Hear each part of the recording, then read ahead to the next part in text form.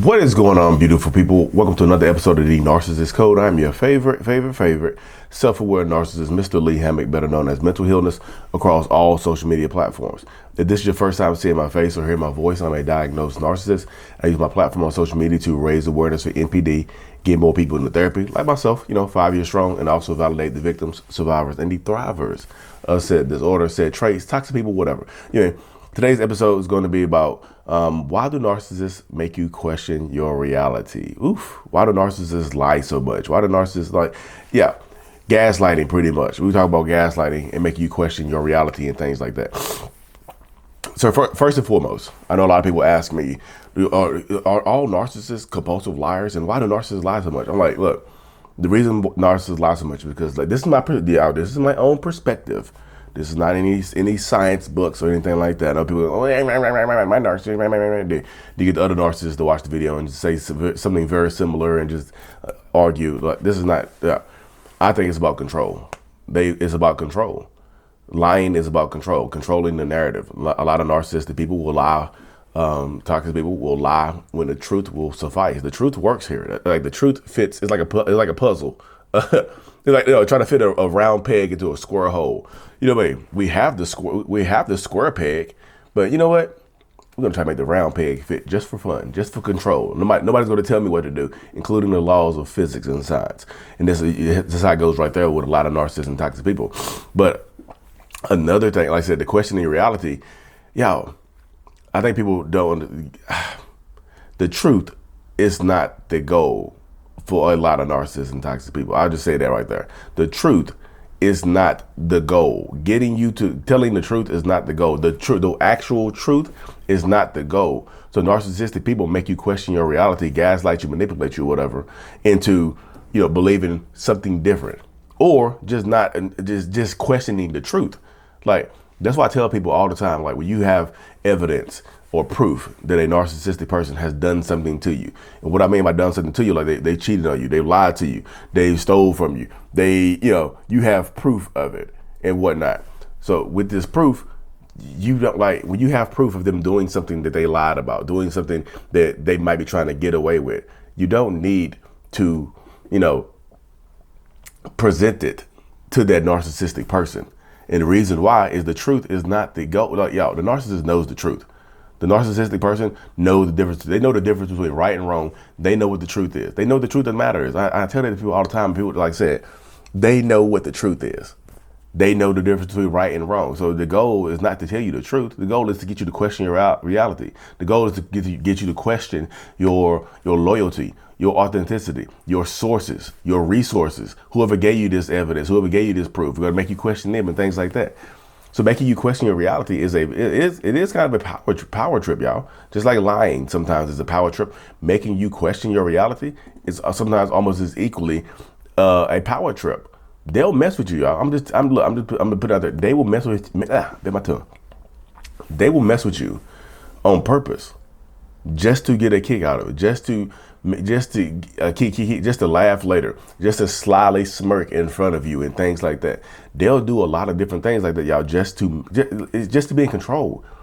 To me, it always goes back to controlling the dynamic, controlling you, controlling all of our circumstances around us. Because, like I said, a lot of narcissistic people might have went through some some trauma in their childhood that we felt like we was out of control of. We didn't have control over all this stuff. We didn't have control over the circumstances and things like that. You know what I mean?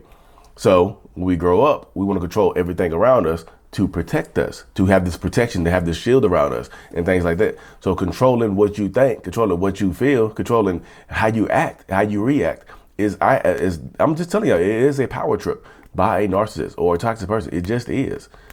I tell this to people all the time, just like me personally, let me rewind a little bit. Rewind a little bit. A lot of people ask me, is the gaslighting and manipulation intentional? Sometimes it is, y'all. Sometimes it's just a defense mechanism, right? Making you question your reality. Sometimes it's just a defense mechanism to protect ourselves from, like, shame and getting caught up or rejection and things like that. Or, just accountability. It's just protect ourselves from that.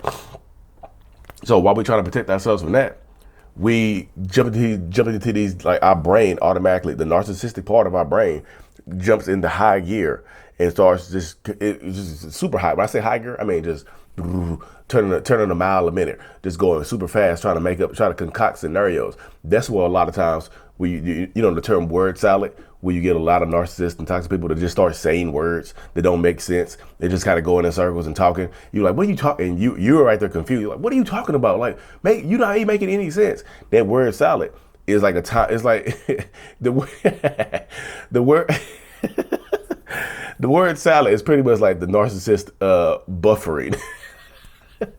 Y'all know how computers buffer, like buffering or loading? The word salad is the narcissistic mind buffering. They come up with some lies and some manipulation and some gaslighting and things like that.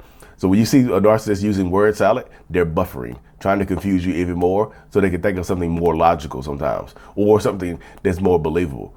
You know what I mean? They'll just start talking about the planets and how, the Jupiter rising got on my nerves, and it hurt my feelings because I was 17. When I was 6 years old, I wanted an easy bake oven, and my mom got me one of those little dogs instead. I don't like dogs because my dog when I was girl. Say they just start talking. You're like, what the hell are you talking about?